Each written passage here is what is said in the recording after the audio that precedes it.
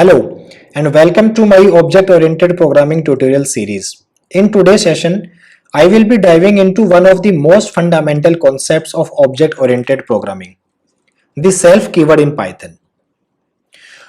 Whether you are just starting out with Python or you are an experienced developer, understanding how self works is crucial for creating effective Python programs. In this video, I will cover everything you need to know about self, including its purpose, best practices, common pitfalls, and practical examples. By end of this video, you will have a solid grasp of how self works and how you can use it to take your Python skills to the next level.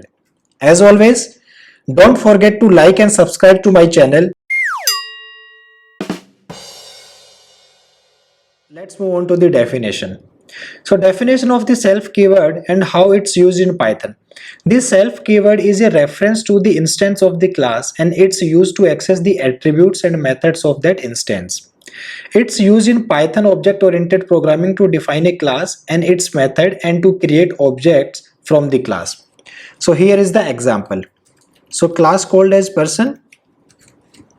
Now I need to define a constructor or the special method for initializing the attributes. So you can see here the first attribute or first argument is the self keyword.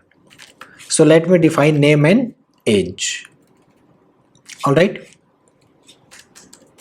Now I need to initialize name and the age. So I will use the self keyword here. Self dot name equals to name and self dot age equals to age. Okay, and definition says we can create the objects of this class. So that time this special method or the constructor in it will be initialized with these attributes, name and age. So how we can create the object? Let me provide the name of the object as person equals to person, and here I have to pass the name and age. So Alice, and age is 32. Okay, so in this above example I define a person class with an underscore init underscore method that takes in two arguments, name and age. I then create a person object called person by passing in the argument Alice and 32. Now we need to understand the role of the self keyword. In Python object oriented programming, the self keyword is used as the first parameter in method definition and it's used to refer to the instance of the class. Okay, so let me define a method as say underscore hello, and here I need to define the very first argument as self. Okay, let me print some message and say name is self dot name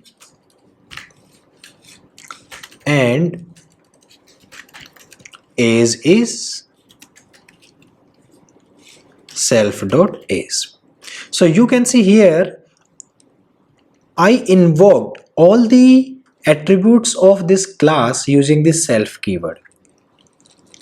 As a third point, how to define a class and its attribute using the self keyword.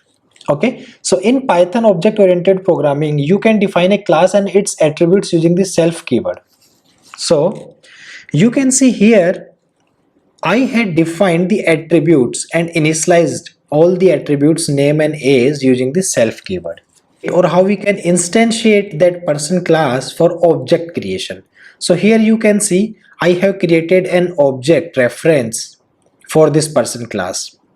So some best practices for using the self keyword in Python include using descriptive variable names, avoiding name classes.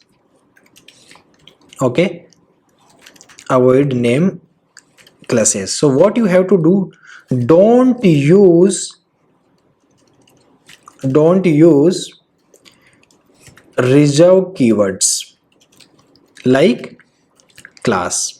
So you can see here class is a reserved keyword here, so you can't you can't provide a name to a class as class because this is already reserved.